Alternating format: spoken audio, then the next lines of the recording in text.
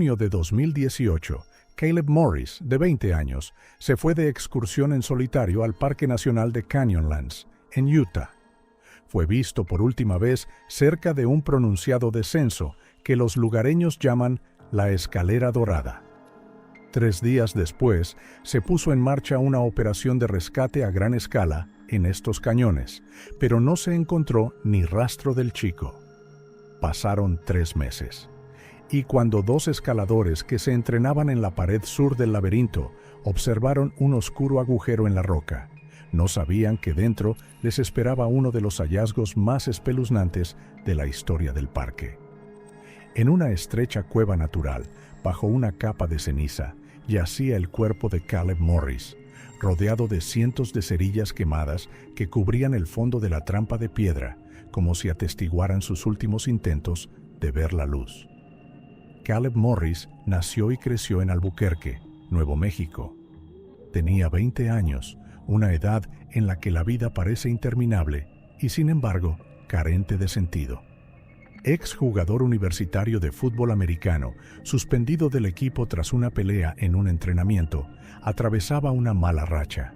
Sus amigos recordaban que, tras aquel incidente, Caleb se volvió retraído, apenas salía de casa, y cuando le preguntaban qué era lo siguiente, solo respondía: «Tenemos que resolverlo». Unas semanas antes de desaparecer, les dijo a sus padres que quería ir a Utah a hacer senderismo por una ruta difícil en Canyonlands para despejarme. Su plan era detallado y preciso.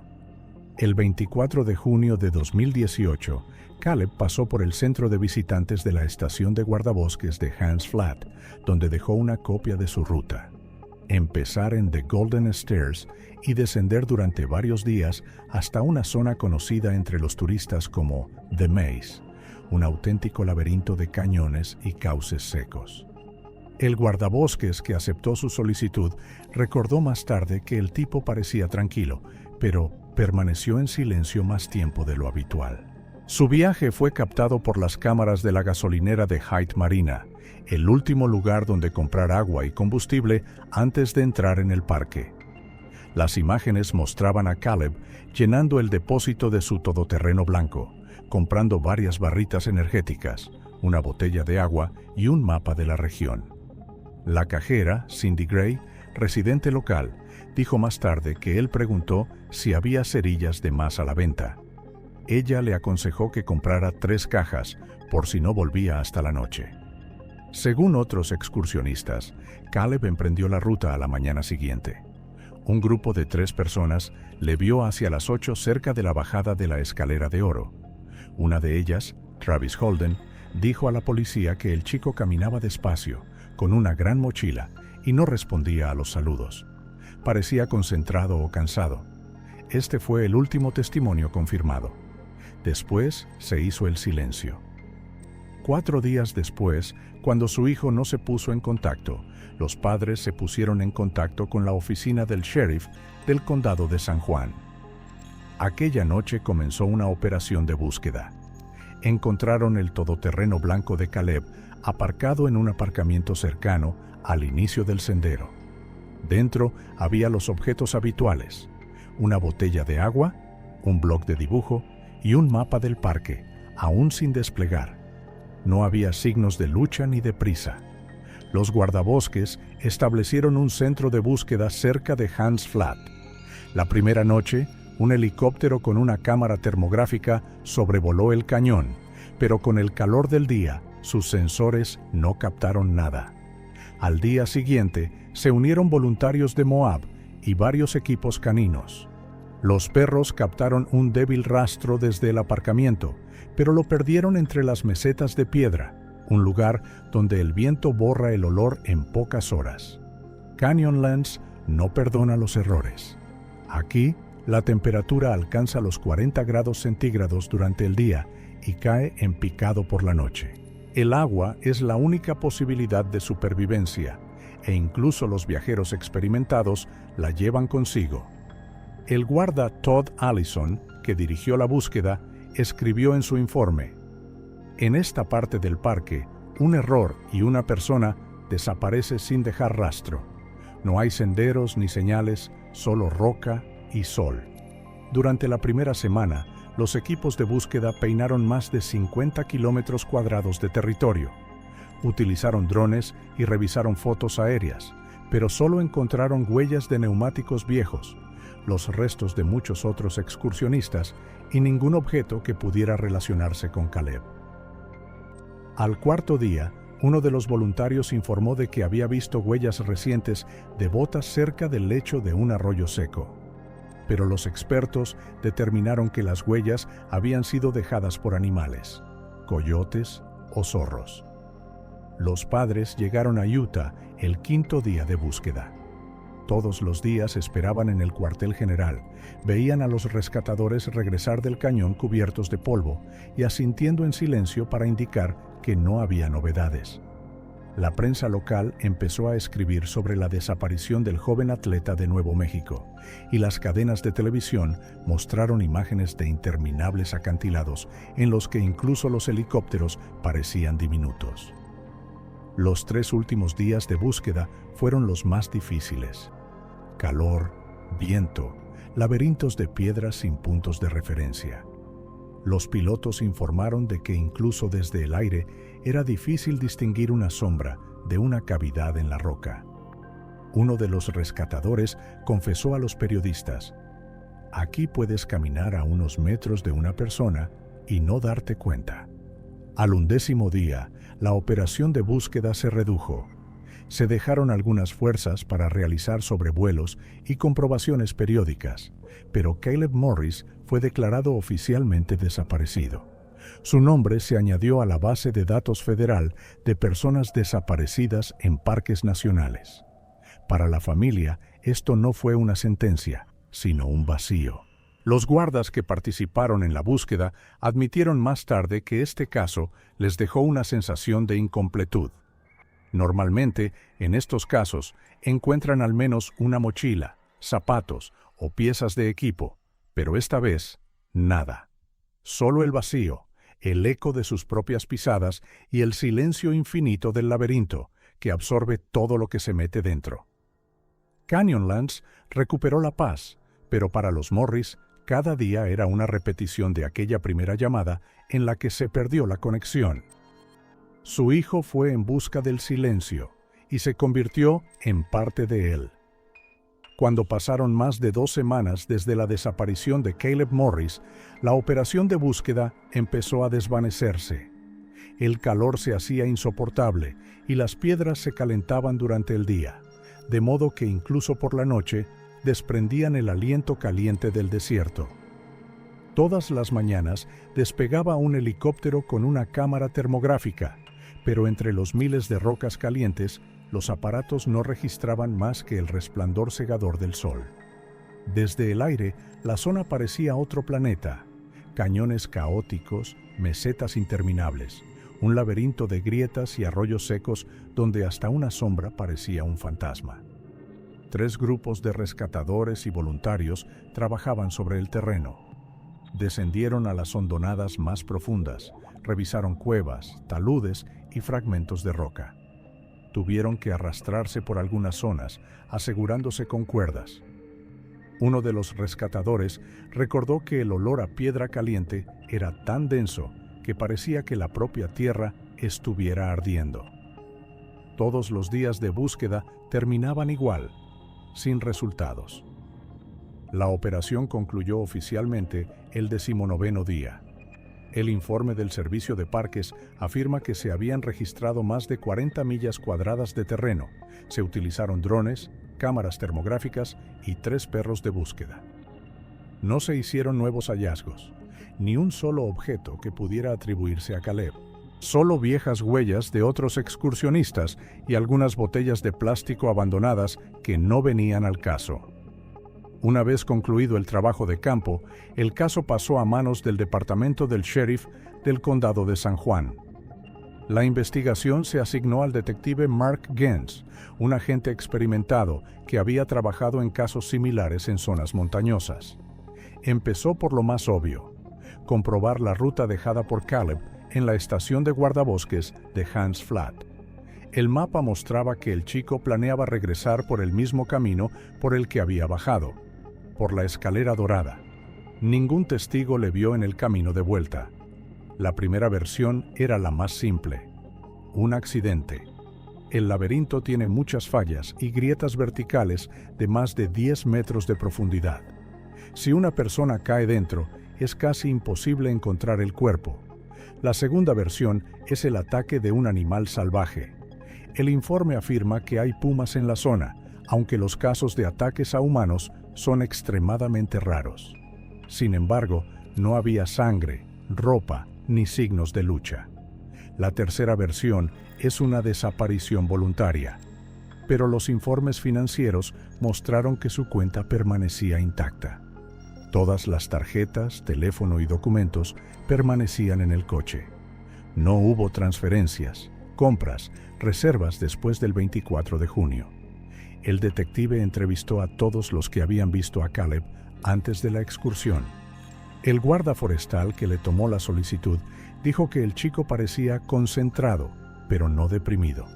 El empleado de la gasolinera de Hyde Marina lo recordaba como educado pero extrañamente tranquilo.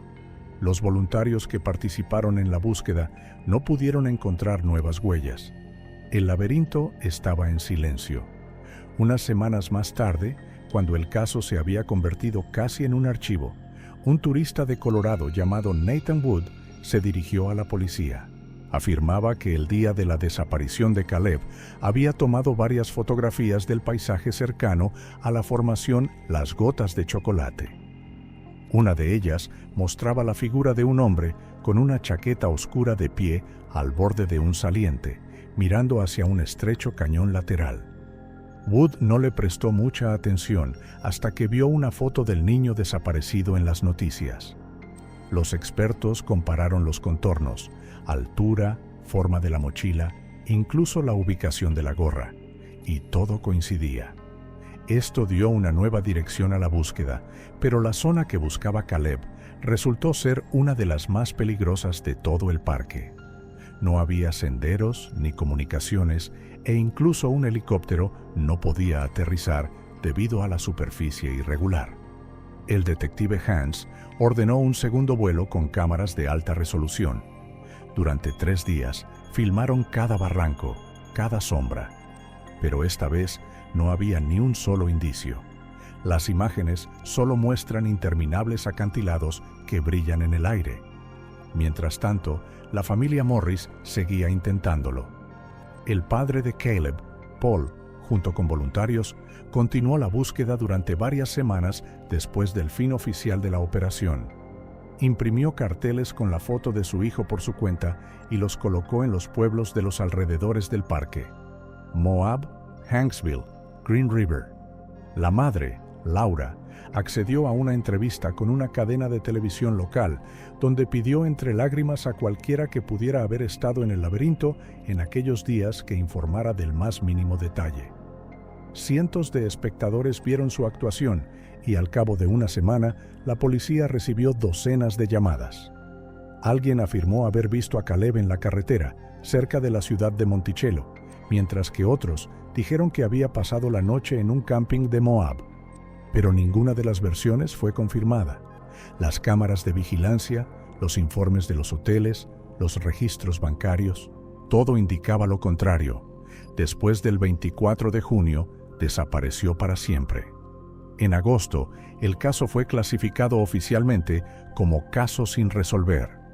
Los documentos dicen: la causa probable de la desaparición es un accidente en condiciones ambientales difíciles. En realidad, esto solo significaba una cosa: la investigación se suspendía hasta que surgieran nuevos hechos. Pero para quienes conocían a Caleb, la historia del accidente parecía demasiado simple. Sus amigos nos contaron que era atento, tenía experiencia en senderismo y conocía bien el terreno. No corría riesgos innecesarios y nunca se desviaba de la ruta. ¿Por qué, entonces, está de pie al borde de un cañón desconocido en la foto, mirando hacia abajo, como si algo le hubiera llamado allí? Han pasado 3 meses. Canyonlands recuperó su silencio habitual. Los turistas volvían a fotografiar las paredes rojas, los guardabosques hacían sus rondas diarias, y en el cartel de la estación de guardabosques de Hans Flat solo había una breve nota a lápiz entre los viejos registros. K. Morris, ruta, el laberinto, regreso, desconocido. Y en algún lugar entre estos laberintos de piedra, donde el viento se lleva hasta el rastro de las pisadas, su nombre pasó a formar parte de una leyenda local, sobre un tipo que desapareció en el silencio del cañón y al que el desierto nunca dejó marchar. Hace poco más de 3 meses que se suspendió oficialmente la búsqueda de Caleb Morris. Su nombre solo permanecía en los informes policiales y en una placa entre los desaparecidos en Canyonlands. Pero a finales de septiembre de 2018, el laberinto volvió a recordárnoslo. Aquella mañana, 3 escaladores de Salt Lake City exploraban la pared sur del cañón. Su ruta discurría por una zona en la que ni siquiera los atletas experimentados se aventuraban a bajar, demasiado empinada, demasiada arenisca suelta. Uno de ellos, Evan Ross, se fijó en una estrecha abertura entre 2 placas de roca. No era visible desde abajo. La abertura estaba oculta bajo un saliente, como la entrada a un mundo alienígena. Según los escaladores, parecía un nicho corriente hasta que la luz de la linterna penetró en él. El haz se deslizó hacia abajo y de repente cayó al vacío. Allí, bajo una capa de polvo, había un pozo vertical. Uno de los participantes en el descenso, experimentado en operaciones de rescate, decidió comprobar la profundidad. Aseguraron una cuerda y, moviéndose con cuidado hacia abajo, descendieron unos 6 o 7 metros. Lo que vieron en el fondo les hizo dejar de trabajar inmediatamente y llamar a los guardas forestales. En el fondo del pozo natural, en un pequeño espacio de no más de 2 metros de ancho, había restos humanos. El esqueleto estaba sentado, de espaldas a la pared. Junto a él había una botella de plástico vacía, una mochila, varias cajas de cerillas y una linterna sin pilas. Según los escaladores, no tocaron nada. Hicieron algunas fotos y subieron. Esa tarde, la zona fue acordonada y llegaron al lugar empleados del Servicio de Parques y expertos forenses del Condado de San Juan. La inspección duró mucho tiempo. El descenso hasta el pozo era extremadamente difícil. Un pasadizo estrecho, paredes sueltas y riesgo de derrumbe. Los expertos no bajaron hasta la mañana siguiente. Las primeras imágenes mostraron que el cuerpo llevaba allí varios meses. Sus pertenencias no estaban esparcidas. Todo parecía como si la persona las hubiera colocado deliberadamente cerca, preparándose para una larga espera. La cueva en la que fue encontrado resultó ser una trampa natural. Su entrada estaba situada en medio de la pared rocosa, imposible de alcanzar sin equipo especial. Dentro, se convirtió en un pozo vertical, del que habría sido imposible salir sin una cuerda. No había huellas de derrumbe. Esto significaba que la entrada no se había bloqueado tras la caída, lo que quiere decir que la persona estaba consciente. Cuando los expertos sacaron los restos a la superficie, se confirmó lo peor. Los registros dentales lo identificaron como Caleb Morris. Sus pantalones cortos, camiseta y botas se conservaban parcialmente y su mochila mostraba claramente sus iniciales cosidas en el bolsillo interior. El reloj que llevaba en la muñeca se paró al agotarse la pila, pero las manecillas se congelaron entre las 9 y las 10 de la noche, por lo que fue imposible determinar la hora exacta. Pero el descubrimiento principal fue otro. Toda la superficie del fondo del pozo, de 1 metro por 1 metro, estaba cubierta por una gruesa capa de cerillas quemadas. Había cientos, tal vez miles de ellas. Decenas de cajas vacías estaban tiradas. Las paredes de la cueva estaban ahumadas a la altura de un hombre, como si hubiera estado de pie encendiendo una cerilla tras otra, mirando hacia la oscuridad. El médico forense señaló en su informe inicial que no había signos de violencia en los huesos, ni fracturas, ni signos de golpes o lucha. Todo indicaba que estuvo vivo y consciente durante algún tiempo. La única lesión eran unos arañazos en las costillas, presumiblemente causados por la caída. La botella que tenía al lado estaba seca hasta el fondo. Su reserva de agua estaba agotada. Cuando los guardabosques examinaron el borde superior de la entrada, encontraron varias huellas de suelas de goma, viejas y parcialmente desgastadas. Probablemente Caleb intentó trepar, pero las paredes se desmoronaron bajo sus manos. La altura del pozo era demasiado grande para trepar sin ayuda. El detective Mark Gens, que llegó al lugar, dijo en un informe: «La cueva parece una trampa perfecta. Puedes entrar por accidente, pero no puedes salir por tu cuenta».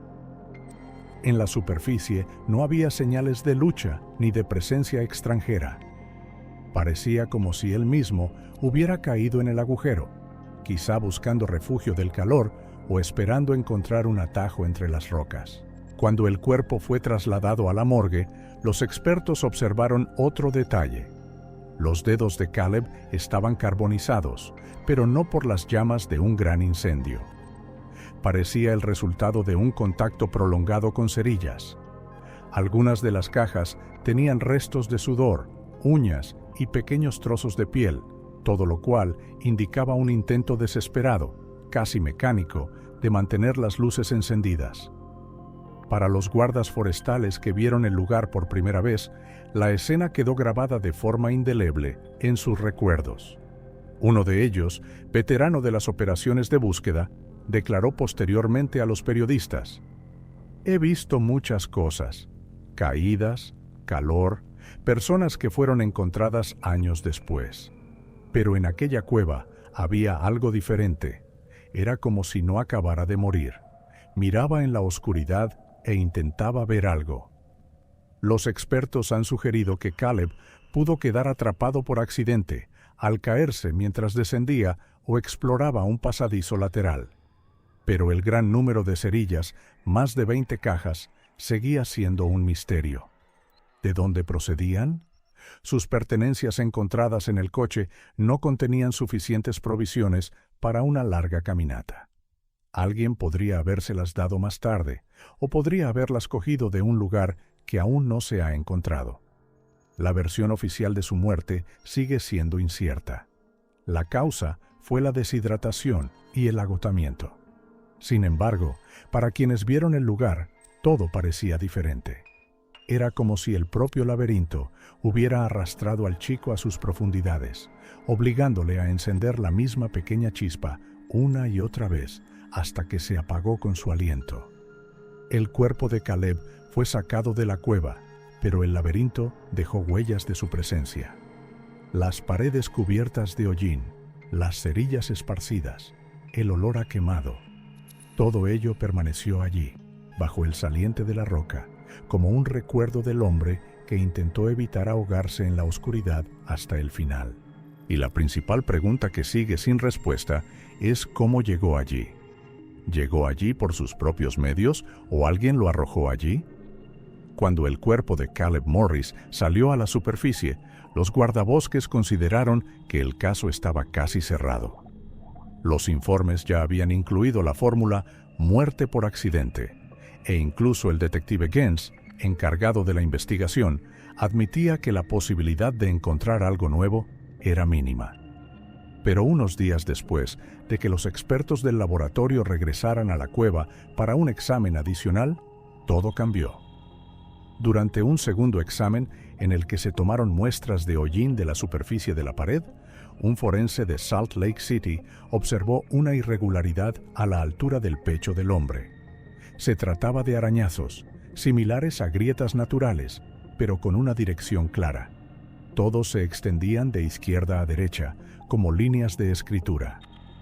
Tras limpiar la capa de hollín, aparecieron unas letras bajo la linterna. Estaban talladas con un objeto afilado, posiblemente un trozo de piedra o un cuchillo. El texto consistía en varias frases cortas profundamente talladas en la piedra. Era difícil de leer, pero las palabras eran legibles. Me tiró aquí un turista. Hombre, unos 40 años, alto, barba gris, chaqueta roja, se llama Luke. Este descubrimiento fue una explosión. Todas las versiones construidas en torno al accidente se derrumbaron en un instante. La cueva, que se creía el escenario de la tragedia, se convirtió en la escena de un crimen. Todos los archivos del caso fueron transferidos a la división criminal del sheriff, y el caso fue reclasificado como un asesinato premeditado. El detective Hans recordó más tarde que la sensación que tuvo al ver por primera vez la fotografía de la inscripción fue como si el propio niño muerto le hubiera tendido la mano desde la oscuridad. No era solo un mensaje, sino el relato de un testigo ocular dejado a expensas de sus últimas fuerzas. El texto lo contenía todo: una descripción, un nombre y, lo más importante, la afirmación de que había sido arrojado al suelo. Los investigadores volvieron inmediatamente al lugar del hallazgo. Se fotografió de nuevo cada centímetro de la cueva, se tomaron huellas y se hizo un escáner tridimensional de las paredes. El microscopio mostró que las letras estaban talladas de forma irregular, con temblores de la mano, pero de forma consistente. La persona trabajaba despacio, intentando dejar huella. En las últimas letras, la profundidad de los arañazos disminuyó, como si las fuerzas le abandonaran. Los expertos del Departamento de Seguridad Pública de Utah confirmaron la autenticidad de la inscripción. Las marcas de la piedra coincidían con los materiales encontrados en la cueva, incluidos fragmentos de cuarcita que podrían haber sido utilizados como herramienta de corte. Así pues, el texto fue creado por el propio Caleb. La descripción del sospechoso se envió entonces a todas las comisarías de los condados de San Juan, Grand y Garfield. Esa noche se emitió un breve mensaje en las emisoras de noticias locales. La policía de Utah busca a un hombre que podría estar implicado en la muerte del excursionista Caleb Morris. Descripción: hombre de mediana edad, barba gris, chaqueta roja, de nombre Luke. La búsqueda comenzó por los lugares donde Caleb podría haberse cruzado con otros viajeros. Comprobaron las grabaciones de las cámaras de la entrada del parque, del aparcamiento cercano a la Escalera de Oro y el vídeo de la gasolinera de Hyde Marina. En una de las imágenes tomadas el día anterior a la excursión, se ve a un hombre con chaqueta roja detrás de Caleb. Su rostro no estaba completamente en el objetivo, pero los policías reconocieron que la altura, la postura y los detalles de su ropa eran similares. Esta fue la primera confirmación de que Caleb no estaba solo en el cañón.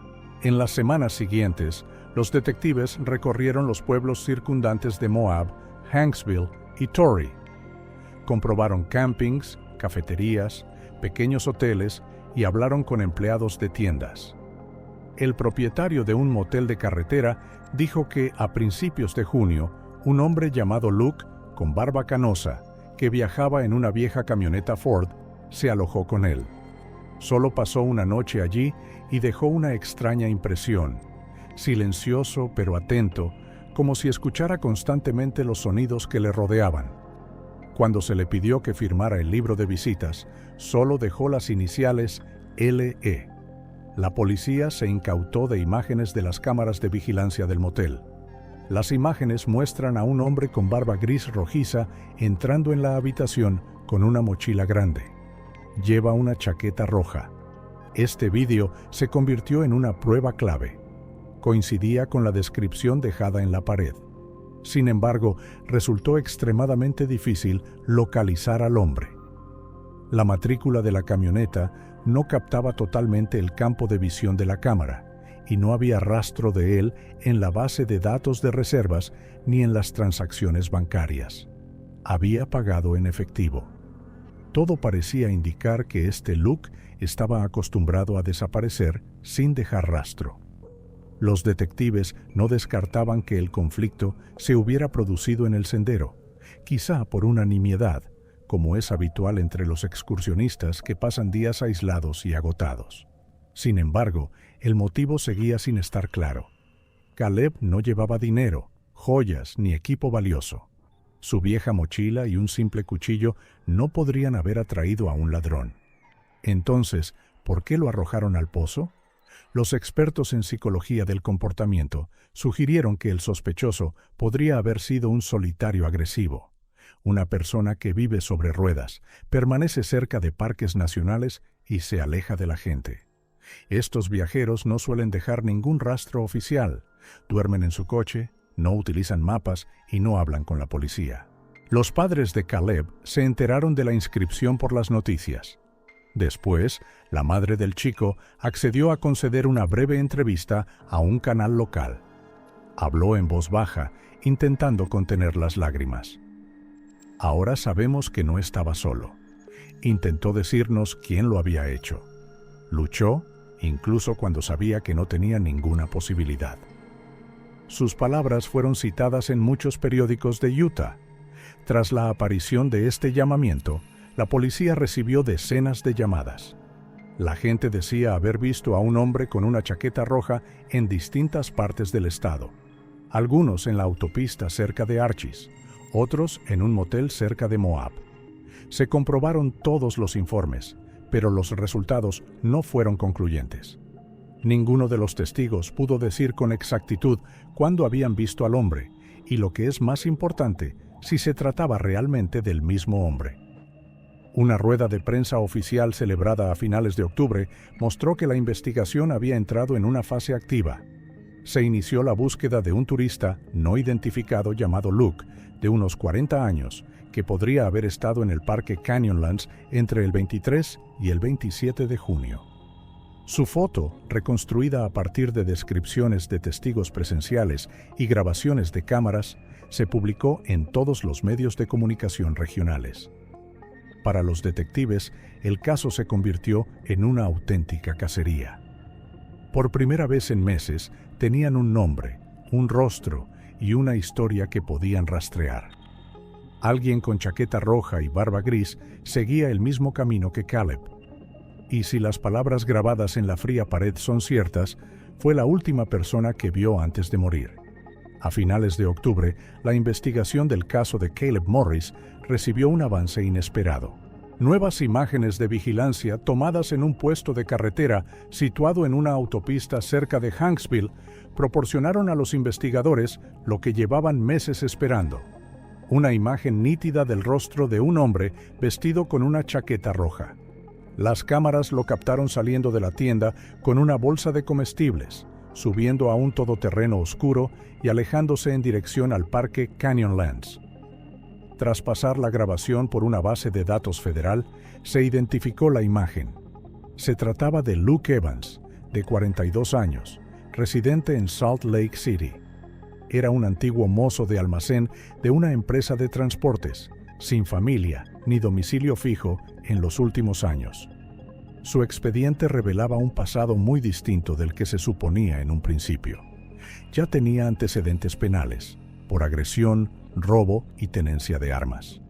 Fue encarcelado 2 veces, la última por una pelea en la que hirió gravemente a un hombre durante un intento de robo en un aparcamiento.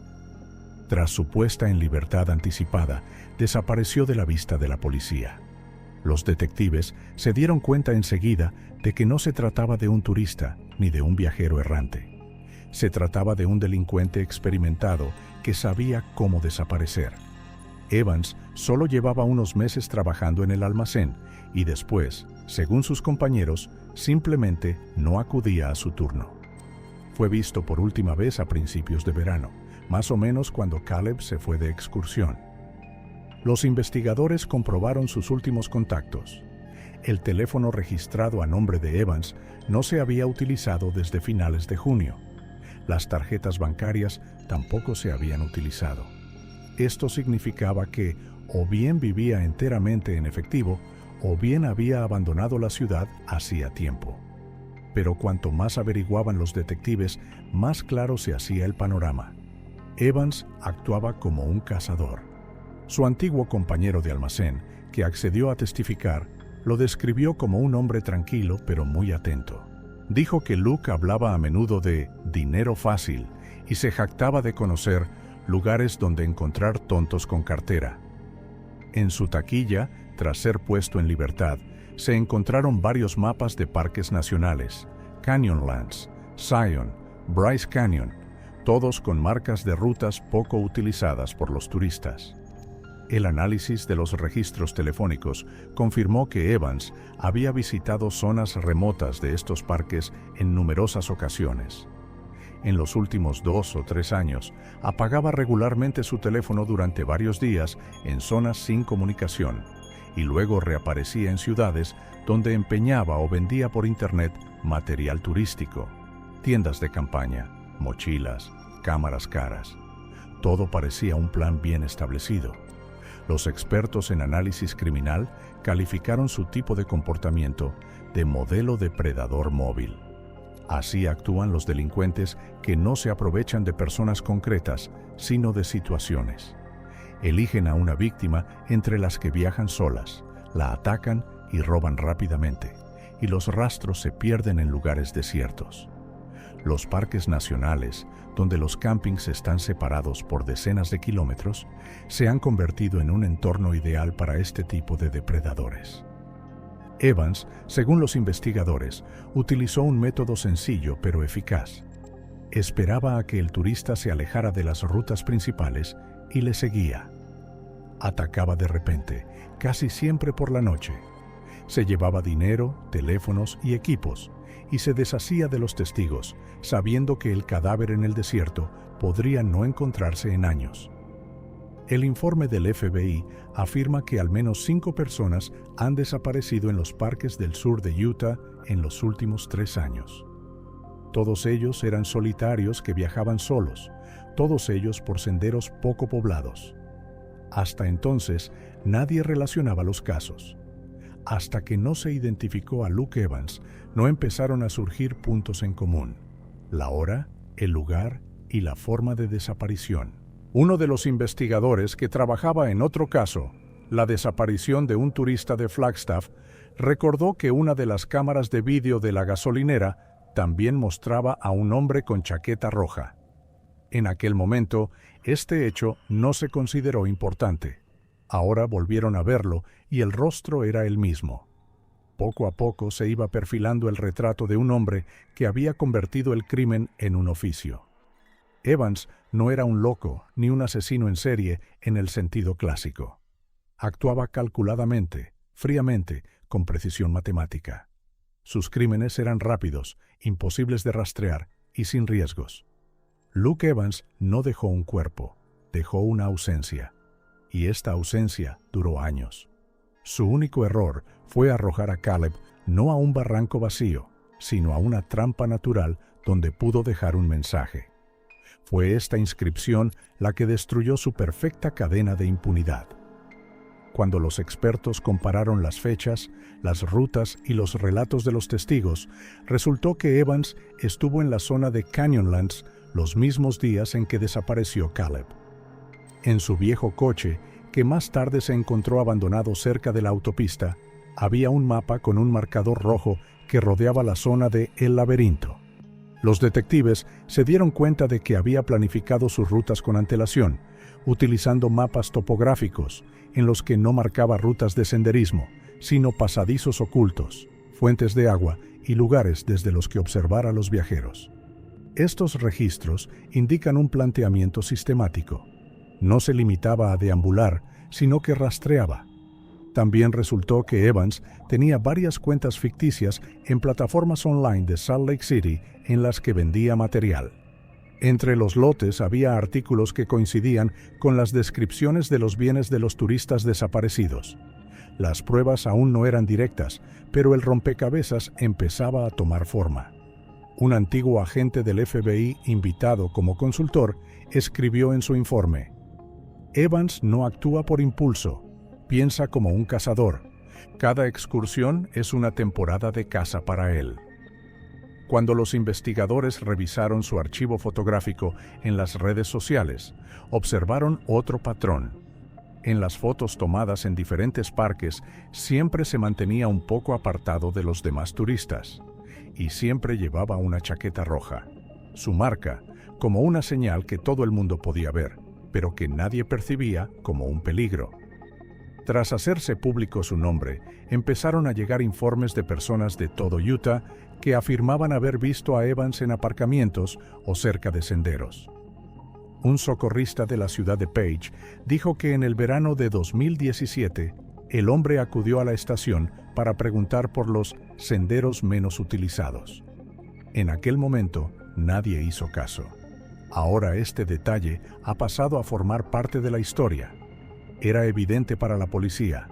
Caleb no era la primera, sino probablemente la última víctima de una serie que simplemente se pasó por alto.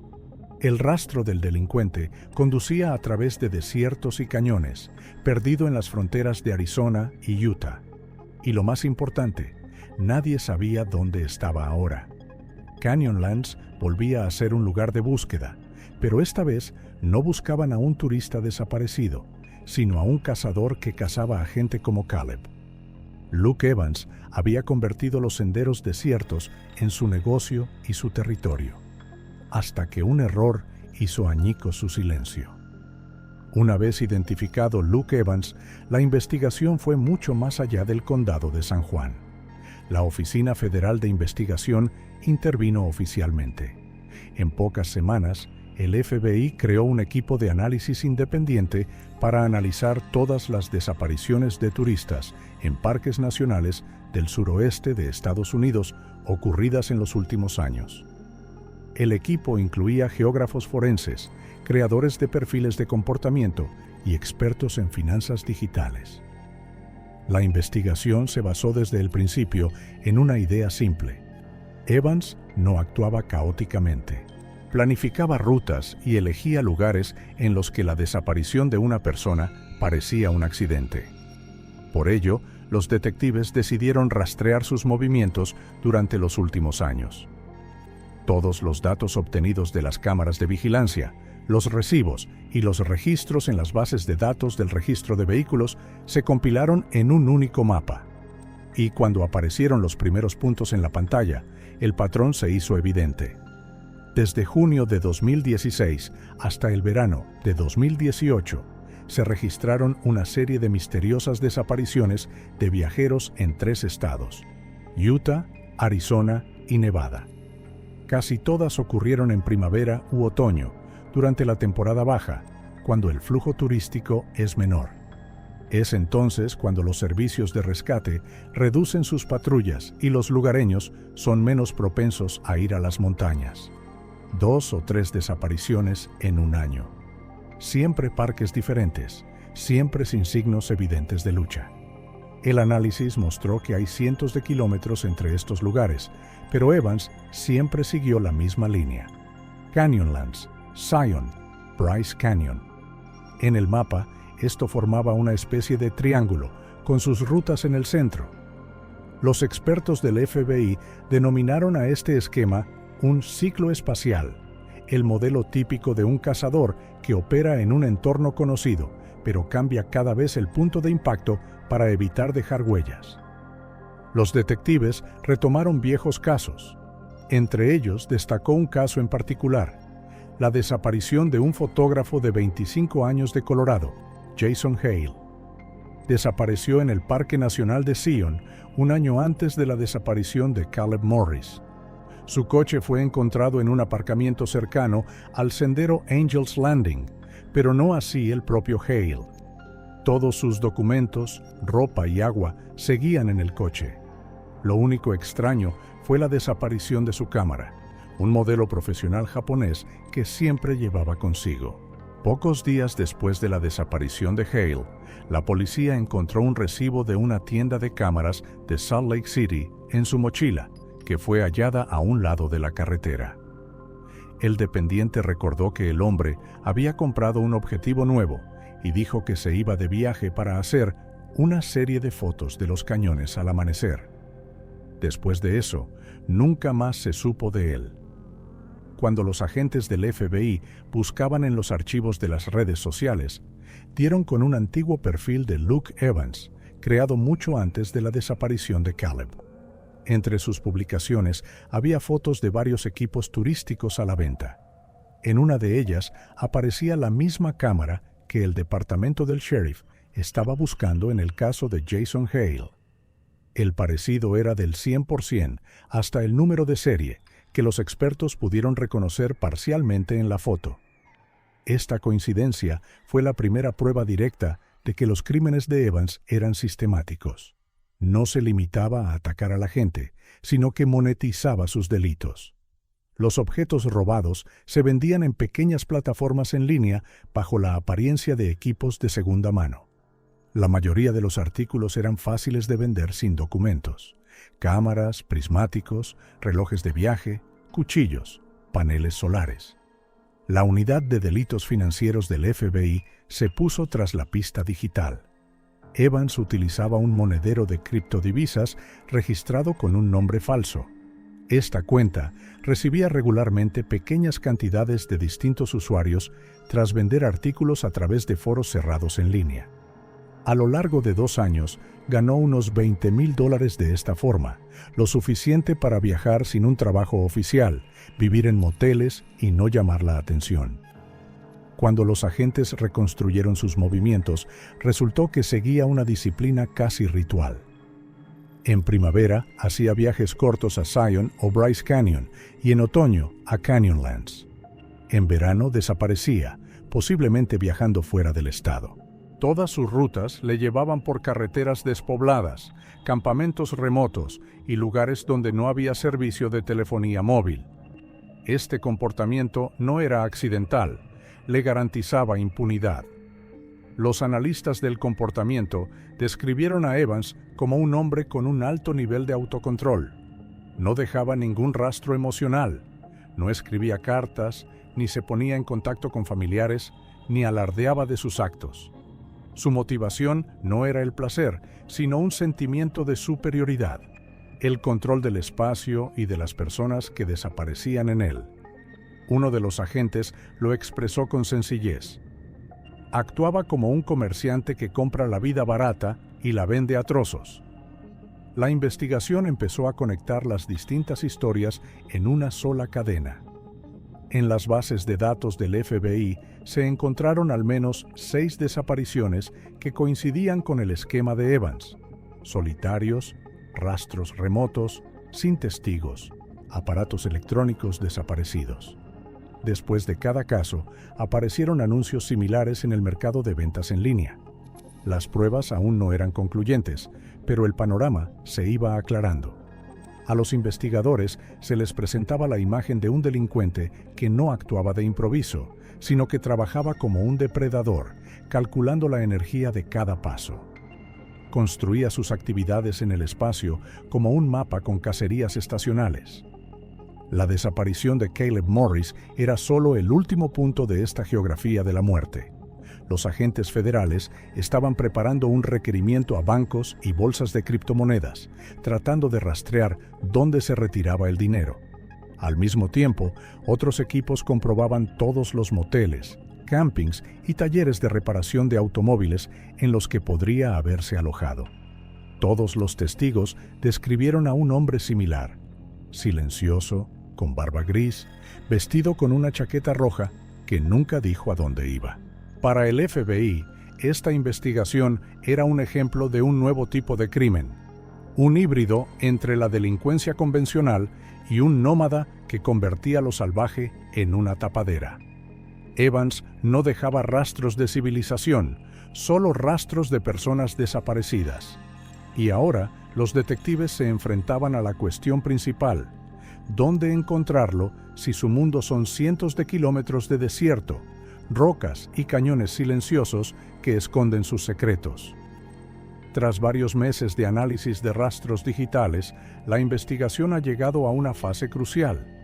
El FBI consiguió rastrear la actividad de una criptocartera perteneciente a Luke Evans. A pesar de ser cauteloso, seguía utilizando su cuenta de vez en cuando. Llegaban pequeñas transacciones de distintos usuarios, lo que indicaba que seguía vendiendo cosas. Los agentes comprendieron que era difícil encontrar pruebas directas de los asesinatos. Sin embargo, si podían ponerse en contacto con él durante la transacción, podrían confirmar sus actividades y, lo que era más importante, encontrar el lugar donde guardaba el resto de los objetos. posiblemente pruebas materiales. Se decidió tender una trampa controlada. El FBI creó un perfil falso con el nombre de Harry Campbell, un turista supuestamente adinerado que buscaba material de senderismo antiguo. Los empleados del mercado ayudaron a los agentes a convencerle, creando una página con varios anuncios, fotos reales e incluso reseñas de compras anteriores. En uno de los foros para coleccionistas, un agente encubierto dejó un comentario en el que decía que buscaba una cámara japonesa única con objetivo manual. Este es exactamente el tipo de producto que publicó recientemente un usuario oculto tras un apodo que coincidía con el nombre de la criptocartera de Evans. El contacto se estableció a través de un mensajero cifrado. El agente encubierto se presentó como coleccionista y ofreció comprar la cámara por dinero en efectivo, sin seguimiento. 2 días después, recibió una respuesta. El vendedor acordó una reunión en Las Vegas, explicando que no enviaba equipos por correo, debido a problemas anteriores con compradores. Esto era una señal para las fuerzas de seguridad de que Evans se sentía lo bastante seguro como para reunirse en persona. La operación se denominó Canyon. En ella participaron 12 agentes del FBI y policías locales. El punto de encuentro fue un aparcamiento cercano a un gran centro comercial a las afueras de Las Vegas.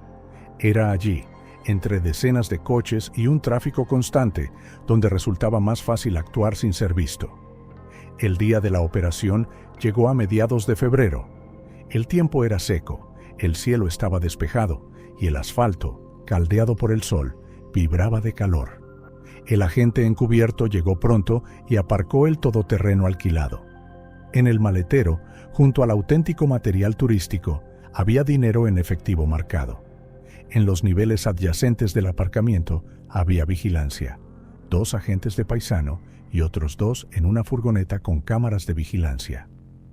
Hacia las 3 de la tarde, una vieja camioneta Ford gris entró en la zona. La conducía un hombre de mediana edad con barba gris y chaqueta roja. Las cámaras confirmaron que se trataba de Luke Evans. Se comportaba con calma, con cautela, pero sin ningún miedo visible. La camioneta se detuvo cerca. El agente se acercó, se presentó y se ofreció a inspeccionar la mercancía.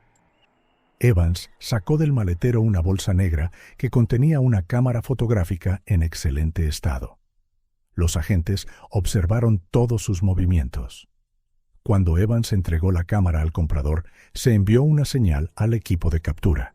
En cuestión de segundos, estaba rodeado. 2 agentes se acercaron por detrás y otros 2 bloquearon su camioneta. Todo ocurrió sin que se disparara un solo tiro. Según testigos presenciales, ni siquiera intentó escapar. Testigos que se encontraban en el aparcamiento recordaron más tarde que el hombre parecía más sorprendido que asustado. Era como si no entendiera lo que había ocurrido.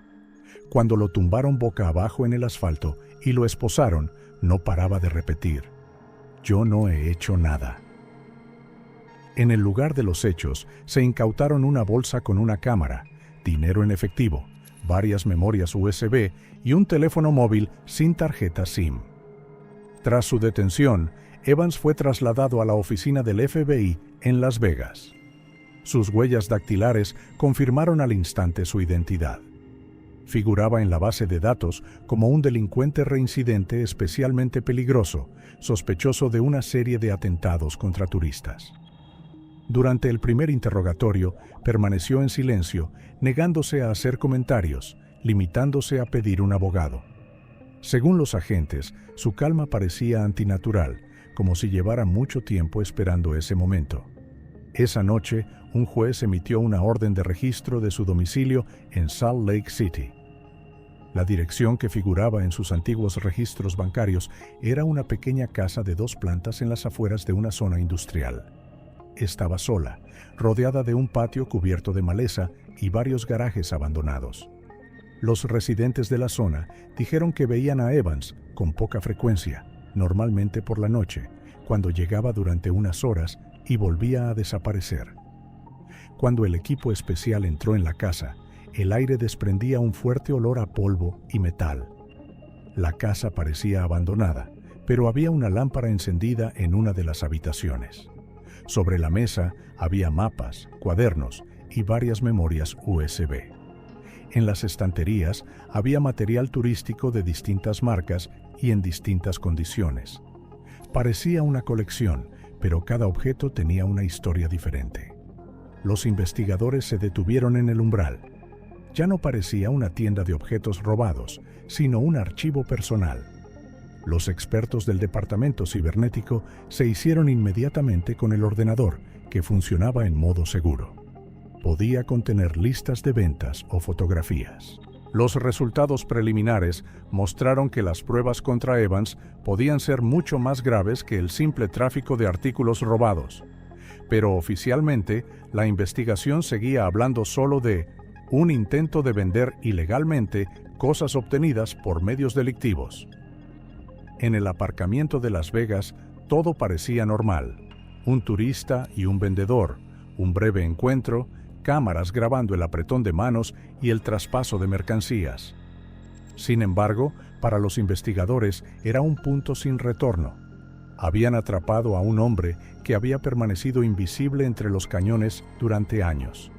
Pero la principal tarea que tenían por delante era comprender cuántas vidas se habían dejado tras estas ventas y qué más guardaba su casa en las afueras de Salt Lake City. El registro de la casa de Luke Evans duró 2 días. Al principio, los detectives pensaron que se habían topado con un alijo más de objetos robados. Pero a las pocas horas de empezar a trabajar, los expertos se dieron cuenta de que estaban a punto de hacer un descubrimiento completamente distinto. La casa de las afueras de Salt Lake City tenía un aspecto corriente: muebles viejos, pilas de cajas de cartón, polvo que se acumulaba incluso en las bombillas. Sin embargo, en la cocina, los investigadores observaron un desnivel poco habitual en el suelo bajo una capa de linóleo. Al levantar el suelo, se abrió una trampilla con un pestillo casero. Bajo ella había un estrecho espacio habilitado como trastero. Allí, en la oscuridad, había contenedores metálicos, ordenados unos junto a otros. Dentro de cada uno había cosas que no debían estar juntas. En la primera caja había más de 2 docenas de teléfonos móviles de distintos modelos y años, algunos estropeados y otros sin tarjeta de memoria. Varios tenían nombres o iniciales garabateados en las tapas traseras. Otra caja contenía frascos de plástico, algunos de ellos escritos con rotulador: Jason, Rachel, Mark. También hay cámaras, relojes de pulsera, cuchillos de camping y varias mochilas viejas. Todo está dispuesto con una extraña meticulosidad, como si no fuera para guardarlo, sino para contemplarlo. Pero lo más importante se encontró en un pequeño cofre de madera. Dentro había un diario, un grueso cuaderno con tapa de cuero, escrito con letra pequeña y pulcra. Cada página comenzaba con la fecha y el nombre del lugar: Canyonlands, Zion, Bryce Canyon. Cada entrada describía el acontecimiento con una precisión asombrosa, como un informe de expedición. No había emociones, solo frías observaciones: temperatura del aire, dirección del viento, comportamiento del objeto, evaluación del equipo. La entrada fechada el 24 de junio de 2018 contenía el nombre de Caleb. La frase que los investigadores citaron más tarde en sus informes era corta: lo observé todo el día. Soportó el calor, mantuvo el ritmo, no se detuvo. Encontró un hueco y se metió solo. Le vi encender cerillas. Una vela moribunda. A esto sigue una descripción detallada del lugar, que coincidía totalmente con la cueva donde se encontró el cadáver. Evans escribió cómo lo dejó allí, convencido de que nadie lo encontraría. Sus palabras no sonaban como una confesión, sino como la observación de un científico sobre un experimento. En los registros de los años anteriores aparecían otros nombres, los de personas dadas por desaparecidas en Zion, Bryce Canyon y la zona de Grand Staircase. Cada página contiene coordenadas, descripciones y breves perfiles de las víctimas. Joven, inexperto, muy tranquilo, sin miedo. Se detuvo al verme. No se menciona el remordimiento, solo una frase repetida. Se mantiene el control. Los investigadores también encontraron varias memorias USB. Contienen fotografías tomadas a gran distancia, al parecer con prismáticos o teleobjetivo. Las imágenes muestran a turistas caminando por senderos, sentados junto a una hoguera, montando tiendas de campaña. Cada toma iba acompañada de una fecha y un breve comentario. No se trataba solo de una colección, sino de un catálogo de observaciones. Los expertos lo llamaban un archivo de control.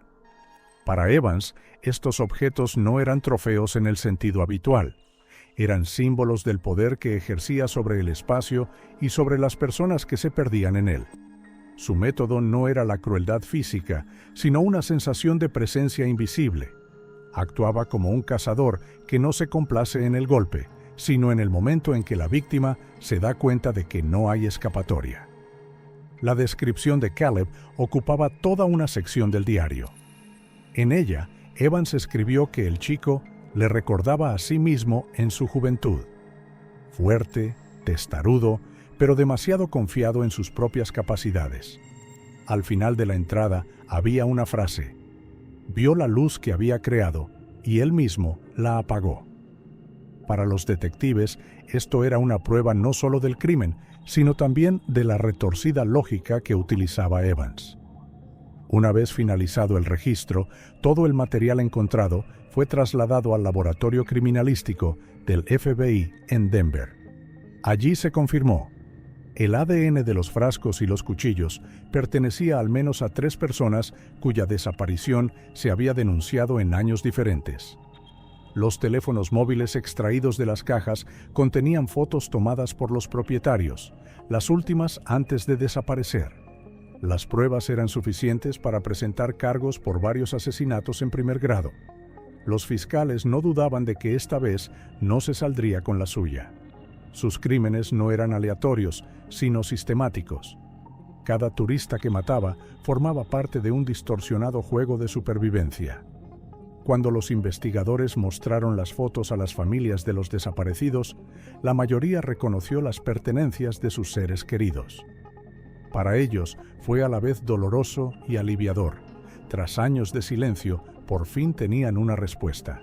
La historia de Caleb Morris, que empezó con una simple excursión por las Canyonlands, reveló la magnitud de unos crímenes que podrían haber permanecido ocultos durante años.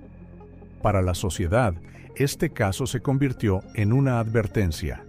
El peor peligro en el desierto no es el calor ni las rocas, sino quienes caminan a su lado sin levantar sospechas. Luke Evans no dejó sangre en sus manos, solo silencio, una colección de vidas ajenas encerradas en la oscuridad del suelo de su casa. Y fue este silencio el que se convirtió en la prueba más ruidosa de su culpabilidad.